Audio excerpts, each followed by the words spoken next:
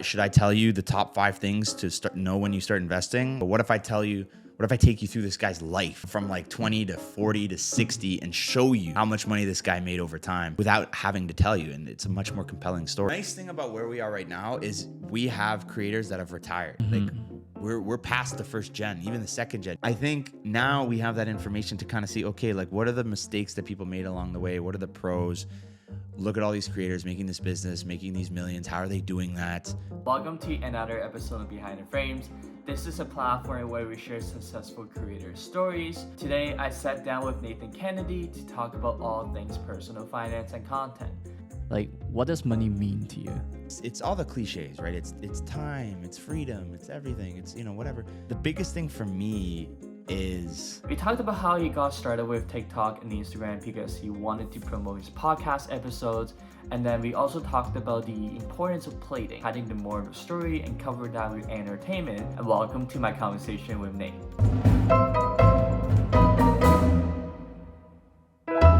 I want to get started with your time in university. Every summer, you set out a goal that you want to make X amount of money. In your first summer, you were like, I want to make 10 grand. Yeah. What did you do to make 10 grand?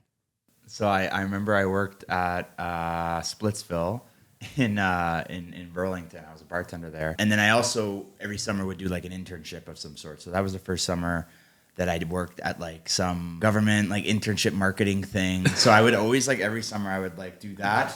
I'd have that as like my sort of day job. And then on the weekends I would work at the bar. And then I would just do random side hustles to like make up the difference of whatever my goal was. So if I wanted to make 10 grand and I was going to on track to make, let's say 8, I'd figure out some sort of like side hustle to make 2 grand or whatever it is to get to that goal. So that's the playbook I ran like pretty much all of university. What did you study in university? So I started in science, actually. I was once upon a time going to go there to be a doctor, which totally was not for me. So I switched into business back at Western in second year. And so I ended up doing an extra year of university, but I think it was the best decision of my life. I think it just like set up everything. And so I always say to people who like are going into university or whatever, like don't think that your first program like needs to be your only program. Don't give like, a million years to a program that you don't need to, because like you could always switch. For a lot of people going to university, myself included, like I would be in second year, third year stressing about recruiting, and at the end of the day, you kind of realize your first job is not the end of the day. No. It's just the beginning of your career. It's quite literally just the beginning. Like I would not stress at all. So in your second year, you were just like been hitting your financial goal, and you graduated with enough savings to pay down all your debt. Yeah, I had enough to do that. What I ended up doing was I paid off most of it. And then they put a pause on the student loan interest or whatever. So if I knew that was coming, I probably would have waited a bit more, but honestly, all good. Paid off most of it. And then they announced that they were going to, pause the interest rate.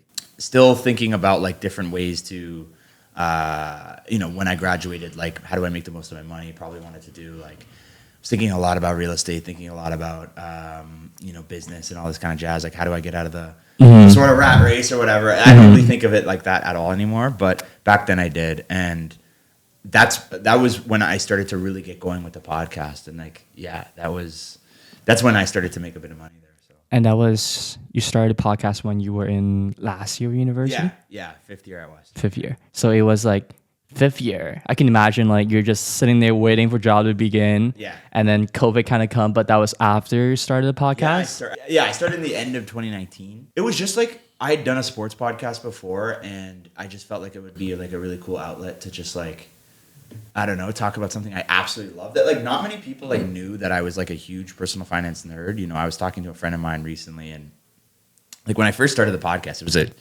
huge surprise to a lot of people. Not because like I hadn't done a podcast before, but I just never shared that I was such a geek around financial literacy and investing and everything. It was just a part of me that was just like I just never really talked about, but I had to at a certain point. So that's why I started at the end of 2019. How was it like posting content for the very first time? Was it scary? I had been posting content weirdly enough, like most of my life. Like I remember when I was like 12 or 13, my goal was like to have a YouTube channel. I remember like I used to make like Vines back in the day. I remember in university, I would always just do like these sort of like little like sort of windows into what I'd be doing today of like, you know, wanting to make videos and wanting to do that kind of stuff. So I had that itch like early on because like I'm a YouTube kid. We're like the YouTube generation. Like everybody watches YouTube. I grew up on YouTube, watched like Smosh and Kev Jumba and like all those guys growing up. And so they were just my heroes. So I just always wanted to like do some sort of video content. And when I eventually actually started, I felt like I had put out enough, like maybe like a dozen or so videos at some point where I was just like, okay, like I've put out a video before. Like, let's just kind of see what happens. But I don't know. I kind of just, obviously COVID was a blessing because like I just didn't know what people thought in my life. I just didn't. I had no idea. I was just doing my thing. And it was my new community that I found that I was more tuned in with. And then I literally didn't know until like maybe this year what like my immediate sort of group, like, I mean, I talked to my friends here and there, like, yeah, great job, whatever. But like what people, my like network or whatever thought initially, like I only like recently learned that like people are like, oh, that's pretty cool. Like I've been watching or been following since you started. Like how would I know? We were all like siloed away. And posting, right? So no, I think luckily I didn't even get the chance to be judged. When I think about personal finance, it's like pretty cliche but very interesting. I remember coming across a stack. It was like people did a survey with about 2,000 people, 2,000 Gen Z, and 38% of them rely on YouTube or like social media as the primary source of personal finance. And guess what the number for like family and friends? I think that was the most, wasn't it? Or was it? No, it's 22%. 22%. Oh, okay. What do you think of that? I think I saw something like that, or maybe I saw something. I knew that those were like, I knew social media and like friends and family were like the top two, right? Yeah. So social media is the number one. Well, that's quite interesting. Yeah. Why do you think that's the case? They have no other choice. Like, I mean, you know, I think so the thing is with wealth advisors, financial advisors, things like that, like the game is to get rich people. Like that is the career path. Like you want to get to high net worth clients. Like that is end all be all. And so like the way a lot of it's structured, it's, you know, whether it's a percentage of assets or whether it's fees or whatever the structure is, like you're incentivized to bring on more assets, more money, more everything. And it's much easier to just bring on one person who's worth 10 million bucks versus like 100 or 1,000 people that are worth like 100,000. Yeah. Whatever the math is, public math, right? And so, you know, it's tough for those people who are making, you know, $50,000 to $100,000 just getting started with their career to get like really solid financial advice without trying to be upsold into some like investment products that might not be, you know, mostly, you know, very accurate or like optimized for their situation. So where do they go? They go online, and that's what it is. And that's what the zeitgeist is. It's social media, it's YouTube, it's whatever. There's a ton of junk out there, but there's a ton of really good stuff. And I feel like there's also another factor that encompasses with and like the idea of like exposing your financial situation. It's like a sense of like vulnerability. Yeah. When you talk to like your parents or like even your relatives or like your friends, then you constantly compare yourself with other people. Yeah. Which is a very subconscious thing to do. Yep. These conversations are not common to have for a lot of people, I guess. No, yeah. You know, I think it is tough, but they're worth having. It's just a little bit awkward, especially if the person isn't financially inclined or like, you know, it's hard to just bring up and be like, how are your finances? How's your money doing? Like, it's very intrusive unless you go to your friend and bring it up. Like, if you have a question, I'm sure people would be able to like help where they can, or maybe they'll say, I have no idea. But, you know, it takes courage to do that, especially if you're not, you know, sort of financially inclined, and you might be embarrassed, but like you shouldn't be. You have no reason to be embarrassed at all about any of these things, but it can certainly be quite daunting. Let's say you started a podcast. That was end of your 5th year, and you started your first job at PepsiCo. Yeah. How was like the first 30 days? Like you were kind of doing 2 jobs basically.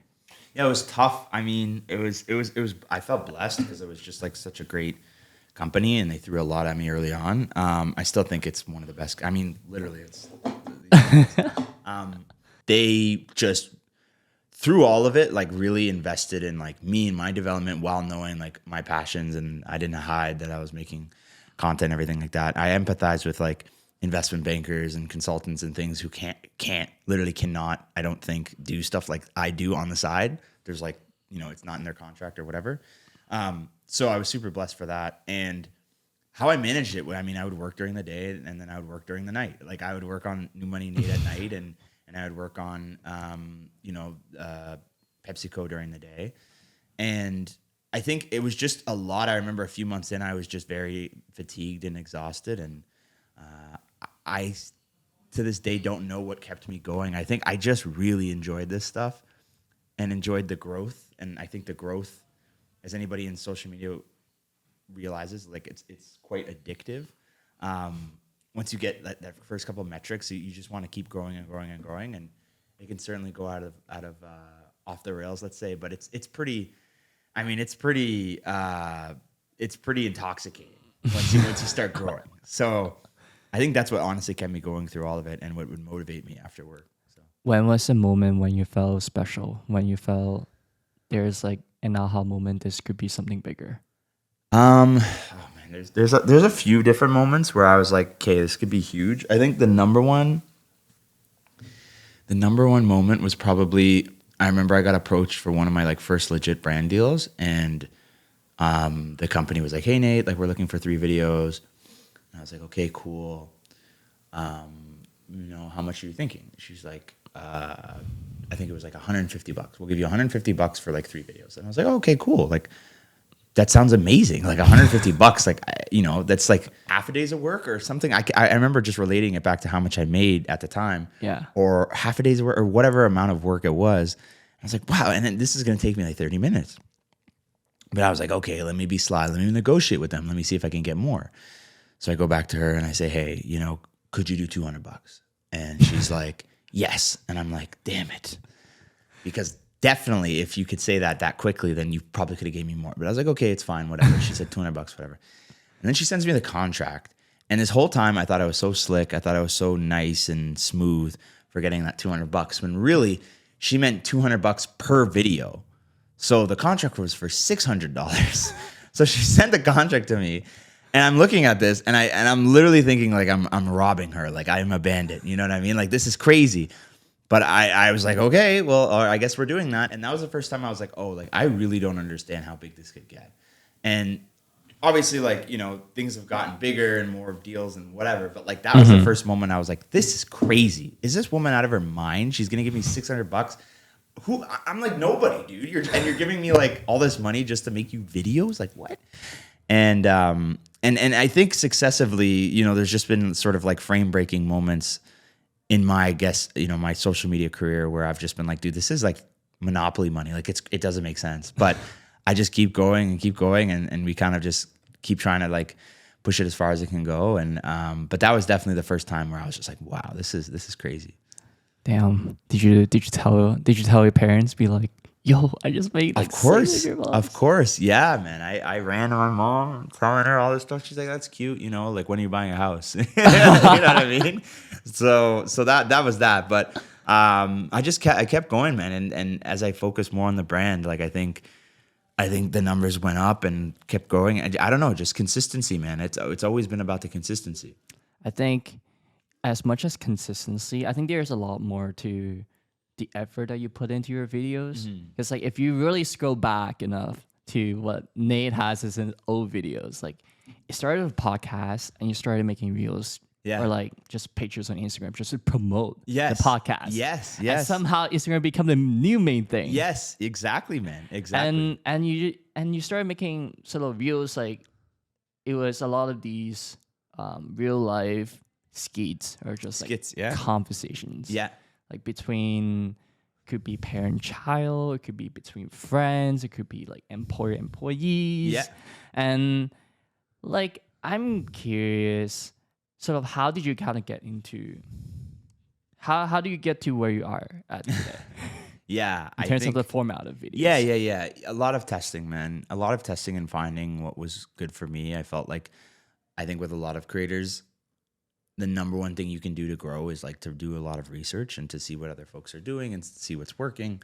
And that's so underrated, to kind of just like really do the research and look at the landscape. I think some people would be like, duh, that's why there's so many copycats. But like, I don't know, like there's copycats, but they flame out quite quickly. But if you can intelligently take inspiration and then add your own layer into it, like that's the game. And then over time, you can iterate it and iterate it and iterate. And then yours just becomes its own thing. But every piece of art has been influenced by a previous piece of art. It's complete fallacy. Like there is nothing unique. There is some sort of inspiration or some whatever for all art everywhere at all times, right?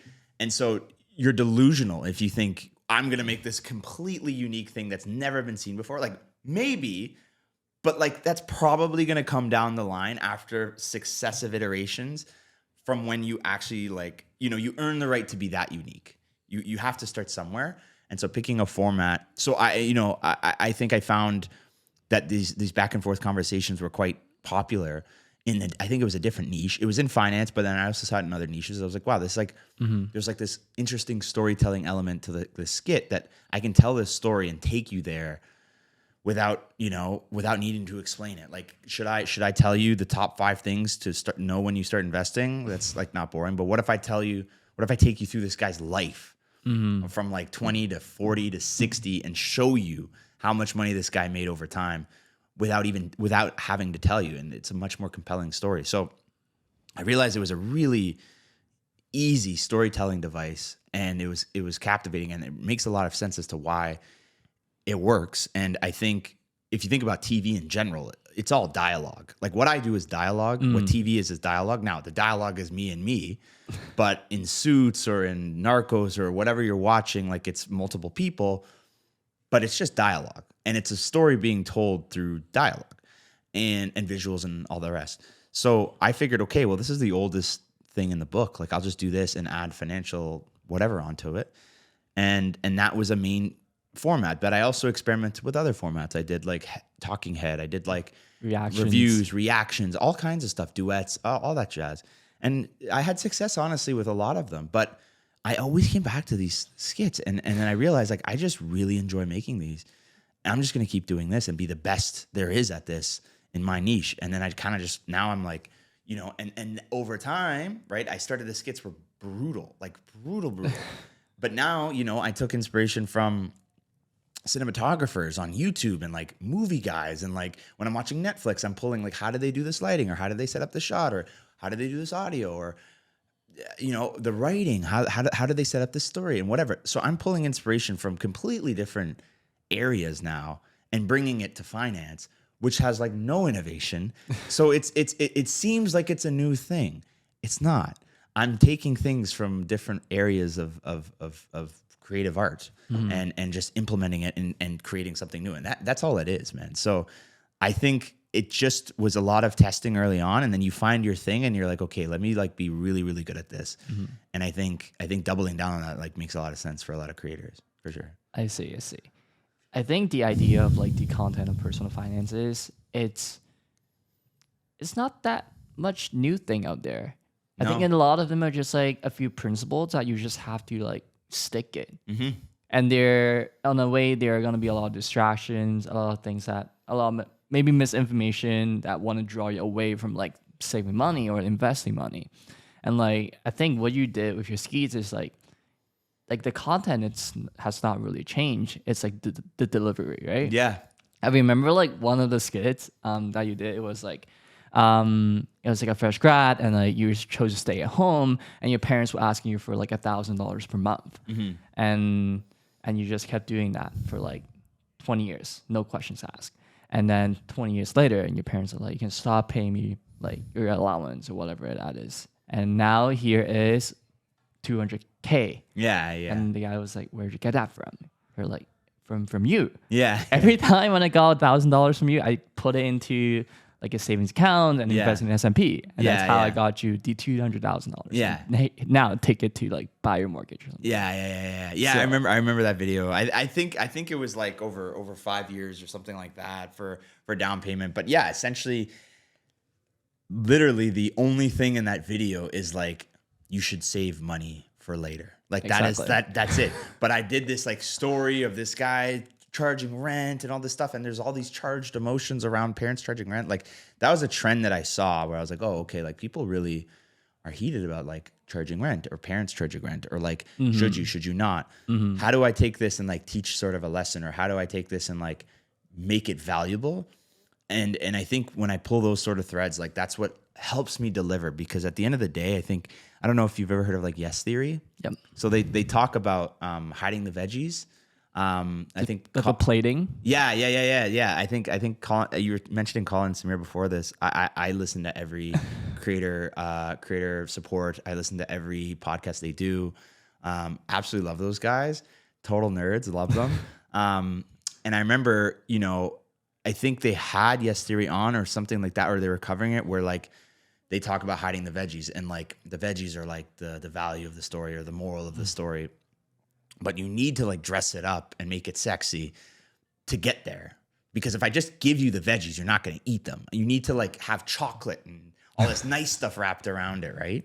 And that is just so true. And I think about that so much when I make my stuff, man. Like, oh, okay, I've hide the veggies. Like, hide the veggies with the story. And with these kind of new genres with like skits, and I could think about the idea of like the process, going from like ideating, scripting to filming, editing. It's a production, man. It has been now. Yeah. How, let's say back to when you started all by yourself, like how was that process? Like how long does it take you?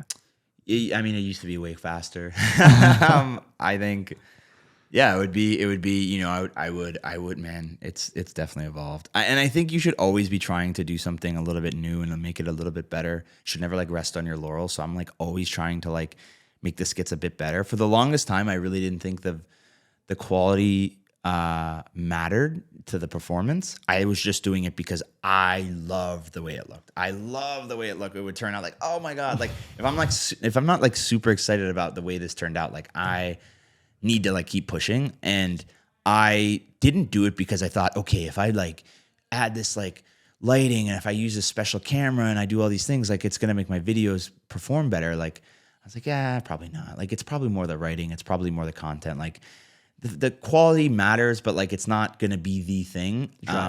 I think it certainly helps, but I was very cynical about it. I was like, I'm just doing this because I want to love my work. And now I'm kind of like, no, I think it certainly helped. I think it did help in a way because it just looks different. It comes off the screen different, but it took a long time to get there. And I don't think it's like you can just say like, oh, I have high quality videos. It's like, okay, but like, what's the writing? What's the story? What's all that jazz? It used to be like 30 minutes. Like I would have my camera and I would literally sit like this, and then I would sit like this.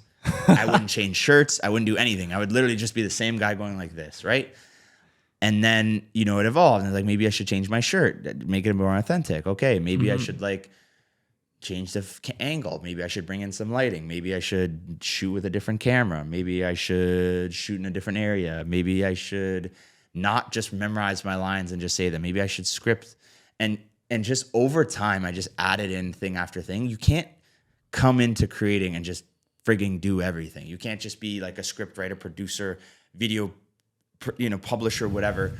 It's just like slowly over time these things happen, and I think I was glad I started just boom boom, and then it was like then I started scripting and then doing other stuff, and it just slowly got better over time. And I think that's the key for any kind of content. Like it's whenever somebody wants to start, I say just man, like literally just use your phone.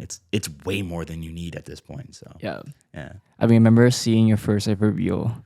It was like hey Instagram, yo, damn it, I only have 15 seconds to record. Yeah, dude, you've done your homework, man. That's crazy. That was my first reel because I was complaining about. I was joking, but I was complaining about, oh my God, new reels, like what the heck? Yeah. 15 seconds. And it's like kind of funny when you like capture raw moments like this at the very beginning of your stage. Now you look back, like you cringe a little bit, but you also laugh at it. You'll be like, yo, I've come a long way. Oh my God, yeah, dude. Even when I look back at some of the stuff, like I was at Western recently and gave a talk, and I went and found my first ever podcast and like one of my first posts, which I guess you would have seen if you were that deep. And I recorded in Weldon in like this like terribly bad audio place. I don't know if you've ever studied in Weldon, like in the rooms with like the concrete walls. Like concrete walls, probably the worst place you can record. All the echoes, and the reverb and everything. So, But like, man, like that was where it's all started, man. That's where it all started. I literally just went into a study room and just did it. You know what I mean? And like, that's what you just have to friggin' do. Like, you can't, like, there's no excuse. You're right. There's absolutely no excuse. I see. Over the time, like, what is the biggest investment that you have made to your like channel, to your like content and production? Well, I mean, dude, I think the biggest investment I've ever made is me quitting my job, like, and betting on myself. Like, I think I quit my job in 2021 and it's 2023 and I have no plans of going back. The end of, so it's been over 2 years. I think that was the biggest, like, if you want to call it investment or bet or whatever on myself that I've ever made. Cause that's a huge like risk to some people. To That's me, like an opportunity cost, right? Yeah, it's giving up, yeah. you're giving up money. Yeah. Giving up your salary. Yeah. Yeah. But I got so much time back and oh my God, I wish I did it earlier. I don't wish I did it earlier. It was actually I honestly think it was the perfect time for me to walk away. That was the biggest like bet I've ever taken on myself. And I'm glad, man. I'm very, very glad. Cause sure, I probably could have kept going and doing both, but like, I just knew I wouldn't like be working towards what I want. And I remember when I quit, like I grew quite quickly after that because I just had more time. So yeah, it was, I mean, I had a long plan. I had like a 1 or 2 year plan. I had a good amount of money in the bank. Like I had a plan. I didn't quit like with no plan, no nothing. Yeah, I was making money. Like I was making more money at this than I was with podcasting or sorry, with my job. Right. So if I'm making as much, if not more money from content creation, I've got money saved up, all this kind of jazz. Like I'm ready for a year, no matter what.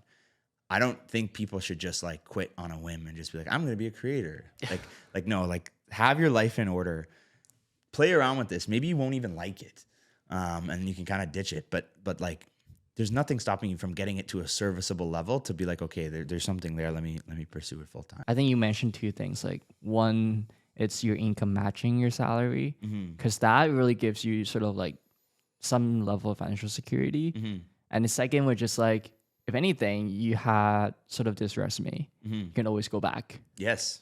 So then if you really evaluate the risk benefits, it's like this is definitely time that I should take a chance on myself. And if anything goes wrong, I could come back. But like if it goes right, oh man, the world's your oyster. And the thing is about that too, is that some people might think of what I do, maybe not what I do, but like creators in general as a gap in your resume when it's so far from that.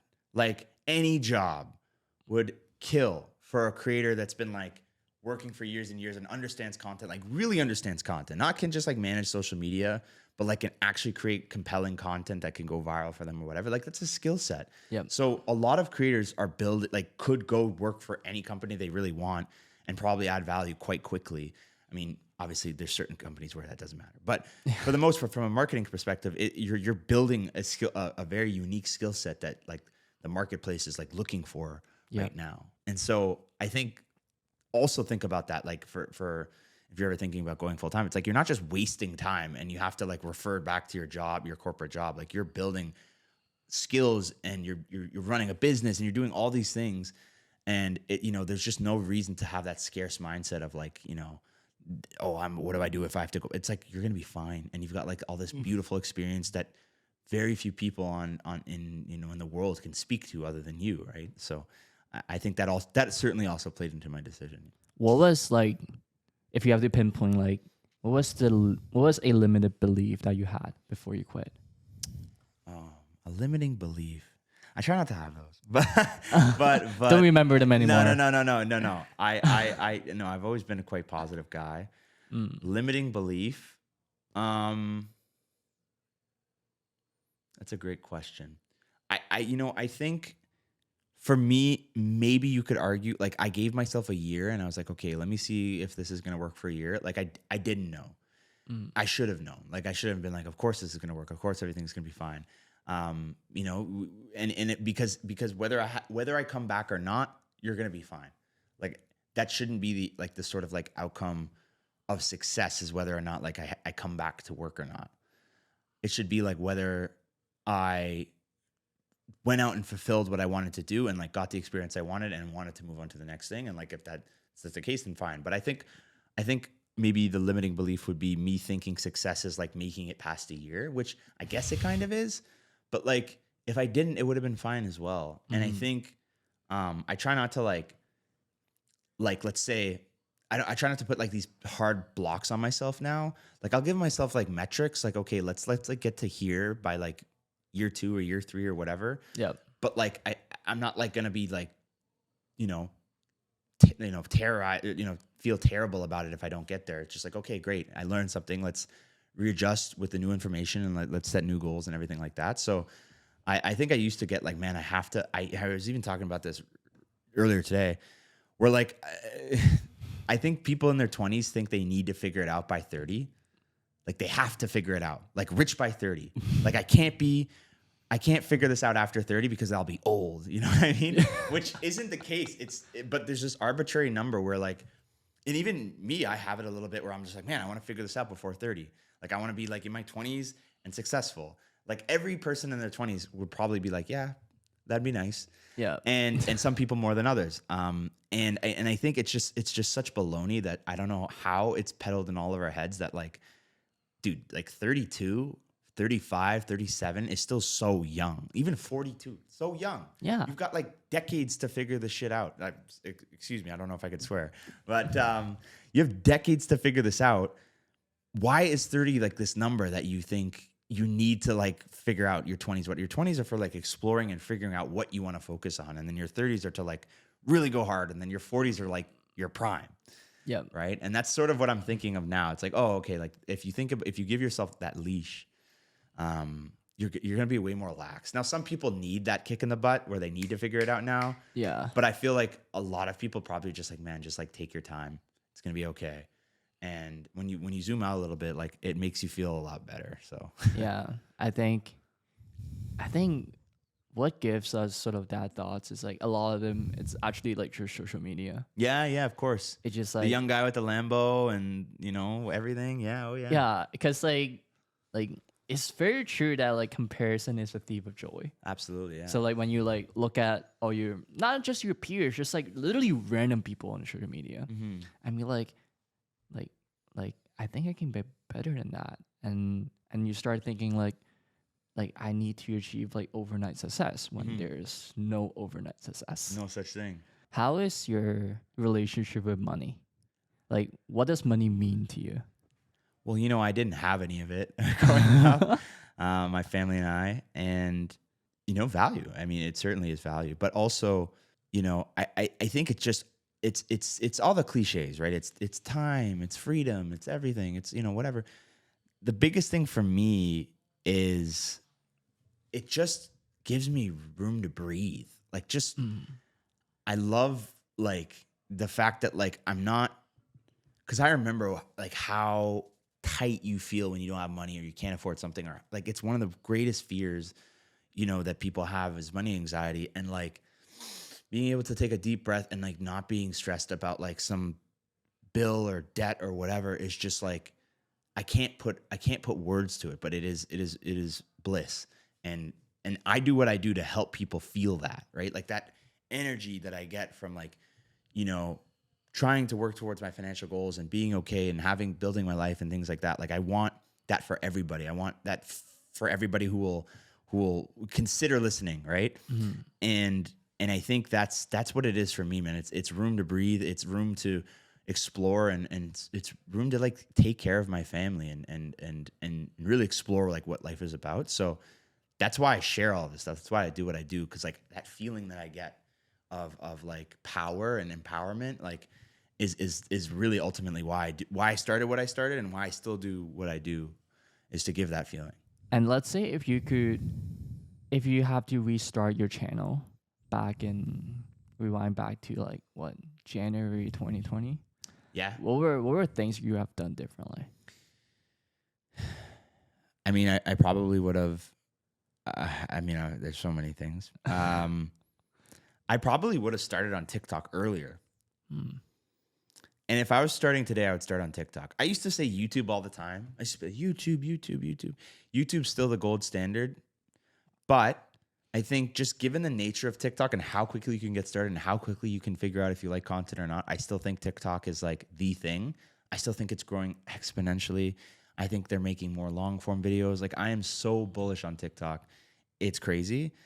And I think that you can build a long-term sustainable business using TikTok. Maybe it's not the TikTok itself, but it's something outside of it. And if you can, build some community or products or whatever, I think the attention on TikTok is still, if anybody thinks it's going away or it's dying or whatever, I'm hard pressed to believe that all of these things that keep coming at it and it, survives, right? Sure, it might poof go tomorrow and like you just go to the next platform. But I think I'm definitely more hopeful than that. If I were to do everything over again, I would probably just go all in on that right away. I see. And when you talked about like community, have you thought of doing any sort of newsletters or Discords or like group chats with your audience? Yeah, I'm certainly thinking a lot more about that. I think the biggest push for next year is going to be community. And I've been thinking about that a lot this year, but I certainly think next year is going to be a huge push towards community and figuring out what that next thing is. But we're working through that right now, man. And so things are good right now, and we'll kind of see what comes of that. But I think that is eventually creators have to ask themselves the tough questions, like how are you going to build something, leveraging social media. Brand deals are great, affiliate marketing's great. Like it's all good, and it's good to like just do that. But you got to know that you're opening yourself up to like a shelf life, and you're not capitalizing as much as you, let's say, could. And you maybe when you don't want to create anymore, you should probably have like a backup thing or like a business you could fall back on, or like let's say you launch a business to your audience, and then eventually you just want to run the business, and you're like, I don't really want to like vlog anymore, or I don't want to like create, I don't know, fashion content or sneaker content or finance videos. I just want to like run my biz and chill. You can do that. Right? Yeah. Versus, it's almost like a succession plan for yourself, as opposed to like, well, I don't want to like make videos anymore. So like, I got nothing. You know what I mean? Yeah. So exactly. Because I think that's like the app business in general, right? Yeah. It's very reliant on distribution you have at that exact moment. And like when you think about like, you mentioned like shelf life, it's like every business, there is a rise and a fall. And with creators, it's a lot shorter than businesses, just because how cultures is moving so fast. So like when you were able to build businesses on top of that in one way introduce more financial security, extends your life cycle. Yep.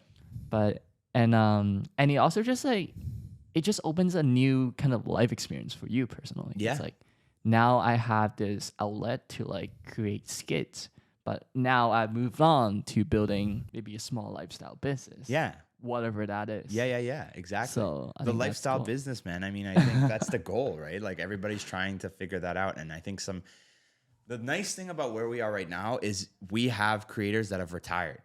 Like we're past the first gen, even the second gen, even you can call it. We're certainly not first. We're not Smosh, we're not those guys. We've seen like the sort of their whole careers, and the people that are still around, like Marcus Brownlee, for example, has been around for like, 10, 15 years or something. Right? PewDiePie, those guys, like those are like the legends. But we're able to look at their entire careers now and see like what they did. We've seen so many people come and go now. If you've really been like paying attention to content, you've seen like what the life cycle is, and it's literally the same as like an NFL running back. I think it's like 2 to 3 years is the average life cycle. So I'm coming up on my life cycle. I certainly think I'm going to buck the trend, and I think I'm going to be a lot longer than that, hopefully, like knock on wood. But in general, it's 2 to 3 years, and for whatever reason, life gets in the way, and then they're not creators anymore. I know people that I started with at the same place that like they stopped a year, and I know people where they stopped 2 years in, 3 years in, whatever. Like I'm going on, I think, almost 4 years now, almost 4 years of doing this, and I think in creator years that's like 20 years, like 2 decades, right? Because like it's like dog years, right? I think now we have that information to kind of see, okay, like what are the mistakes that people made along the way? What are the pros?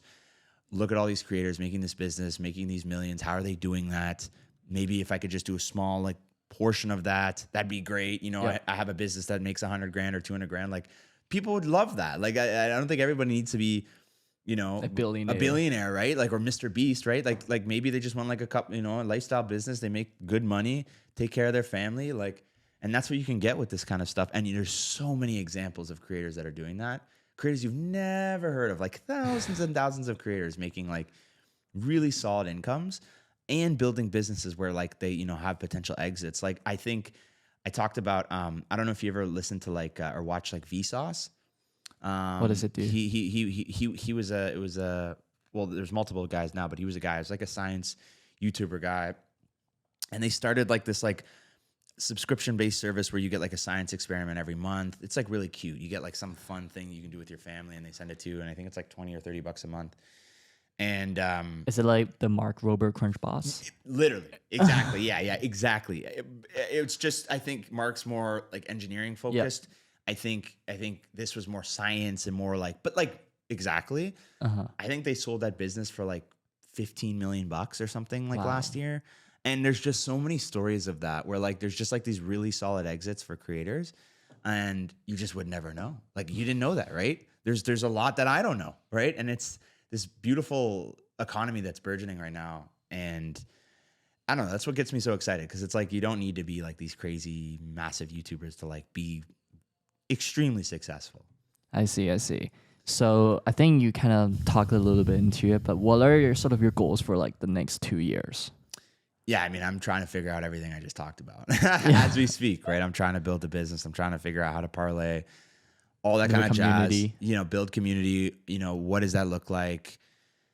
I've thought every business model that you can think of, I've been thinking through as I've been creating and building. And I don't regret not starting sooner because I've just been building brand and building my content and building my relationships and everything like that. But now I'm like, okay, I'm in this phase where I'm like, okay, like what is the next thing? Like one of my favorite YouTubers is Ludwig. And he's a streamer. And I mean, you look at what he does with events now, like it's phenomenal. Like the YouTuber boxing, the YouTube chess boxing. He's got like this dodgeball thing that he did recently. Obviously, his streamathon. Like just watching that guy, it just boggles my mind and just motivates the hell out of me because he's just doing things at such a high level. But it all started with him just streaming like Valorant or streaming like random games or Among Us or whatever the hell. I don't know what his come up was. I think it started with like Super Smash Bros. And then like shifted from there. There's so many creators that, I follow like that are just doing things at the highest level. And I've been learning from them over the past few years. Okay. And how do I do that now? And I think I'm starting to like realize, okay, this might make sense. So maybe we'll give that a try. I have tried things and like they were fine, but the long lasting, like, equity builder, still trying to find. So sweet. And for the audience who are tuning in, I like to ask our guests to give them like a little challenge, a little thing that you could add on after they listen to the podcast. Is there anything top of mind? I think what would be really cool is if you've ever thought about creating content, I really, really, really would love, if you have TikTok or are willing to try it, if you go and search up your niche, like let's say you've always wanted to create like sports videos, you've always wanted to create like fashion or I don't know, name your topic, finance, go into the search bar, search it up, and then you can go to videos and then you can filter for most liked. So filter for most liked, and then you can filter for like the past, I don't know, 3 months, 6 months, year, whatever. That is like one of the greatest sources of inspiration you can get. You say, okay, let me look at the top performing fashion videos, the top performing sneaker videos, the top performing gaming videos, tech videos, whatever your topic is. Let me go look at like what content is compelling and what people are doing, and just do that for like hours. Or maybe even 30 minutes. And you'll be like, oh, okay, cool. Like this is what people are doing. Like I kind of understand it. Maybe I could do something like that. This doesn't look so hard. That's literally like how I started on TikTok, because it was like the third platform I started growing on. And I was like, oh man, these people, like, it's like, I could do that. Like I could do this. Like this isn't too crazy. Let me give this a try. I think that would be a really great exercise just to kind of see like, could I stack up to these people? Could I do what they're doing? Like this doesn't look so hard. Or maybe it looks really hard and you're like, okay, well maybe I don't want to do that. But I think it's a great exercise to like litmus test, like if you really want to start creating. Is it almost like you would look at these videos and kind of picture yourself creating them? Yeah, 100%. I would say, I'd see a video, let's say it was a dialogue video, back and forth, whatever. I'm like, man, I could do that. Like, what? I could do that tomorrow. Like, no problem. So I did. and I made it my own, made topics about what I wanted. I remember the first one that I ever actually did really well was it was about negotiating your phone bill, which I hadn't seen before, but I was a big proponent in. So I made like a back and forth, like, dude, my phone bill's too high. Like, is it, bro? Oh man, that sucks. And I'm like, well, I wish there's a guy's like, I wish I could negotiate it. And I'm like, you can negotiate it. And like, I don't know. That was the sort of like back and forth. But that stemmed from me seeing like a finance video of a girl talking about like investing or something like that. I was like, oh, let me do this for like phone bills. And it ended up doing quite well. I think it was like 100,000 views or something, which was like at the time, like insane. I mean, still crazy. Don't get me wrong. That's still a ton of views. But at the time, it was literally like mind shattering. I had never, ever gotten anywhere close to that. And that's when I really realized TikTok was wild, was probably that video. But yeah, I think that exercise is a really good idea. Awesome. Thank you so much, Nate, for coming to the podcast. Yeah. And that would be it. Dude, thank you so much. It was my pleasure. Sweet.